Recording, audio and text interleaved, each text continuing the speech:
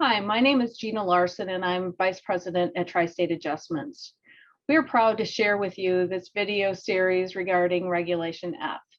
Regulation F is going to change the way debts are collected on when it goes into effect in November. It's important to us that we make sure you're aware of these changes, to know what's going to be different, and to just be sure we're all on the same page. We are excited to continue working with you and look forward to seeing you soon. Thank you.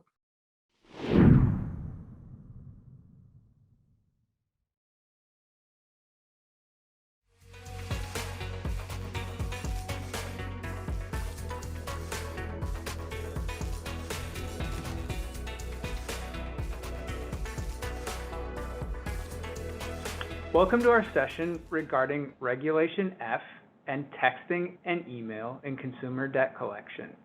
This has been a hot button topic for years and years and years.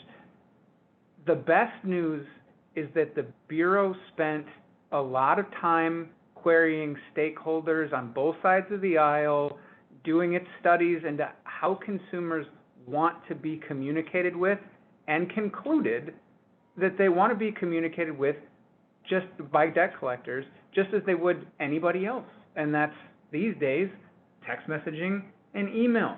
Phone calls are somewhat antiquated. And so this is actually a nice step forward from the Bureau, recognizing that there's been technological advancements since the FDCPA was originally passed in 1977. For our creditor audience members, this is a great opportunity as you are combing through these new requirements and the new commentary in the rule to really, really be intentional about how you, before the debt is sent to collections, how you can obtain consents for communication through these media, and how you can set up your debt collectors for success and getting those right party contacts by making sure they're getting the consents that they need and they're following sort of your expectations, and there's a clear line of communication about how that's being done.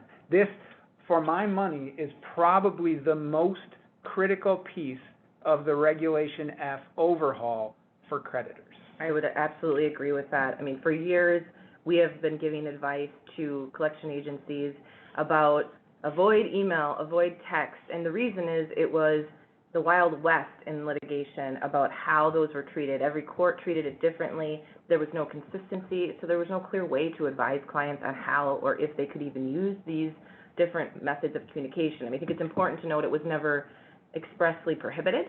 I mean, we could communicate by email or text previously, but it just wasn't, we didn't have a lot of guidance, and so when I'm advising someone, I'd say, you know, sure, you can do it. I really can't give you a lot of advice on how to, but that is why likely the agencies you've been working with were not giving a lot, or not communicating in that way because we just didn't have good information, and we're probably being advised by their outside counsel not to. But this rule that then provides us with a framework to do so, but I agree with you, Patrick, that the big caveat, I suppose, or the tripwire is it requires a lot from the creditor. It requires the creditor to do quite a bit of heavy lifting in getting the consent and getting the information over to the collection agency so that they can communicate with the consumer in their preferred method. And I think that that is one of the themes of Regulation F when it comes to communicating with the consumer. What is the consumer's preferred method of communication? And so in the forefront of the mind of the collection agency and in the mind of the creditor is, how do I best gather and determine what the consumer's preferred method of communication is? It may be by text, it may be by email, it may be by phone, it may be none of those things. And so finding out how the consumer wants to be communicated with, and then tracking that and getting the appropriate consents in place to make sure that you can continue that conversation. So one of the biggest things that, I think for most of the collection agencies that I've been working with is our consumers that we're dealing with want us to communicate them by email. How can we do that? It's going to be easier for them. They can do it on their phone. They can, because there's all sorts of problems with leaving messages by telephone, and there are a lot of tripwires associated with contacting the consumer by telephone and on the cell phone under the TCPA. Let's do it by email. They want it. And so now we have some direction on how we can get that consent to communicate by email. And the reason the consent is important is it creates a safe harbor. And so if the creditor or collection agency obtains the proper consent to communicate with the consumer either by text or email, they get a safe harbor from being sued. Essentially, it lowers it doesn't get rid of the risk, but it drastically reduces the risk of a lawsuit because they have complied with the safe harbor requirements, which is what we're going to talk about primarily in this session. Those are all excellent points, and I agree with it all. Let me give a couple of top-of-mind considerations before we dive into some of the nuances on the safe harbor, but I agree it's a very important part of the regulation. Reg F sets certain levels of the communication caps, the volume, and that relates to phone calls. And so there are actually no caps with regard to how many times a collector can text or email, but there is some commentary that says if you start to consider it together with the number of times, so let's say you exhaust your number of calls within the given period, 7 calls, 7 days, but then you're doing a text blast in the background of that every day, multiple times a day, you start to create a potential harassment claim, and same goes for email. So I think just a general consideration, be careful and encourage your agencies to be careful. Do not misuse this mechanism, this method of communication, because frankly, if the CFPB does a follow-up study in the next couple of years and finds out that this has been abused, this new shiny toy was not used in a good way, we can all look forward to regulations and additional caps, and so frankly, it'll just be ruined for everyone. Well, one thing I will just note too, that a big motivator for both the creditor and the collection agency for getting the appropriate consent to use email or text is cost. I mean, before, everything was done by letter, and obviously the cost to send a letter keeps going up and up and up, and most people aren't really opening their mail very consistently. At least that's what we hear. So now we have, everybody uses email, everybody uses their cell phones, they carry it with them for text messaging, and that is a virtually, from an ongoing cost standpoint, a virtually free option to be communicating with the consumer. Now, again, not to overemphasize, but I don't know that we can, that requires there to be the appropriate consents in place to make that a really viable option. But I mean, that can drastically reduce the cost of collection. Absolutely right. Again, yet another reason why this is really the critical piece, particularly for creditors who are engaging third-party collectors. I will also offer this observation. Basically, when the collector reaches out to the consumer, they're not known at that point. This is a new party to the collection process, and the collector and the consumer, when you get down to it, are just mammals, right? And when two mammals who don't know each other encounter one another in the wild, usually one of two things happens.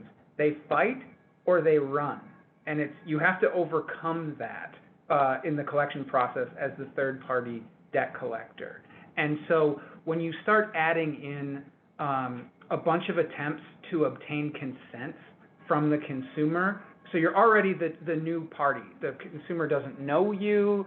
Yes, hopefully they recognize the debt in the name of the creditor, but it's this new, potentially scary piece of the equation that didn't exist before. And now all of a sudden, in addition to asking for money and probably verifying information about who they are, what's the last four of your social, and what's your address, and all this stuff, it becomes a scarier and a more maybe dubious kind of proposition for the consumer. And to then tag on to that, can we email you? What's your email? Can we text you? Can we use an auto dialer to call you? Now, these things can be accomplished if done artfully and intentionally by the collector, and many do it. You can obtain it through maybe a website, a payment website, for example, that a collector is using. But my point, this is a really long way of making a very simple point. It is easier and more organic for the creditor to obtain the consent that include a carve-out so that they apply to their third-party vendors, specifically third-party collectors. So really, creditors, if you're not including a TCPA consent, a text and an email consent in your, if it's medical, in your admission and treatment forms, or if it's a contract service, in your contract, you should do that. You're going to make life not only easier and hopefully less litigation laden for your collector, but just more effective. You're going to get better ROI.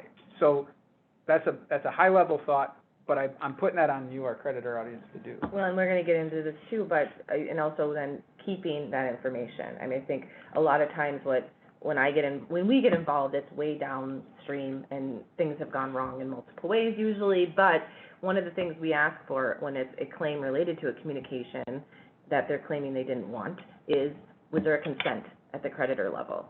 And often there was, but it's not, we can't locate it, it wasn't saved, or whatever it is, but also making sure you have a retention policy in place to keep those consents and then have them be transferred to the consumer, or sorry, to the debt collector, so that they can use them if they need to in their defense.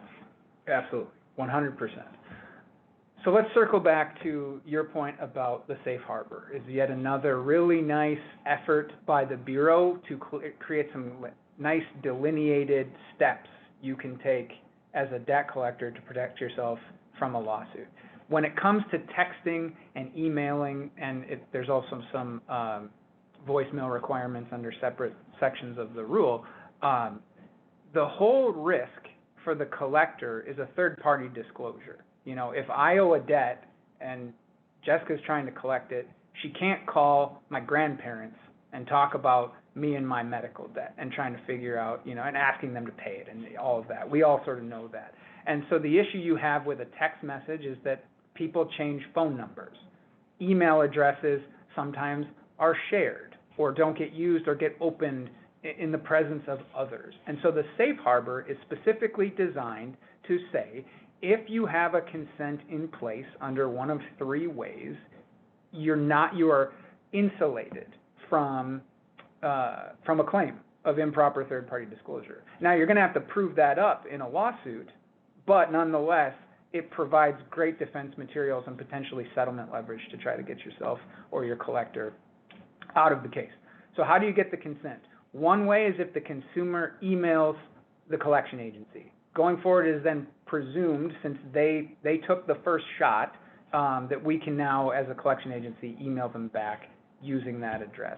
A second way is if in a conversation or using a payment portal or website, for example, the consumer offers and gives an email address to the collector, and the collector lets the consumer know, hey, FYI, any email address you give us, we're going to use that to potentially communicate with you about a debt. If you do that, that's consent as well. The last one, this applies to our audience quite directly, is if the consumer provided an email address, and I think this applies to text too, but I'm going to let Jess kind of dive into that a little bit separately. But for emails, if the consumer gives it to the creditor, and the creditor, in sort of a goodbye letter, lets the consumer know, hey, this thing is going off to collections, here's the email contact we have for you, may be used by collector to contact you. And there are very specific requirements boxes that need to be checked in the rule and the commentary. I won't go quite into those weeds. But the point is, there is a way for you, the creditor, to set your collection agency up to have that consent to email the consumer from the get-go, if done correctly. And so we encourage you to study that and build that into your third-party collection process. Yeah, and the big, I think, hiccups with this is to the extent you don't have a robust policy or procedure in place to communicate with consumers or with your client, you know, the consumer client, via email. Because one of the things you have to do is then track that information, and you have to provide a method and an option to opt out.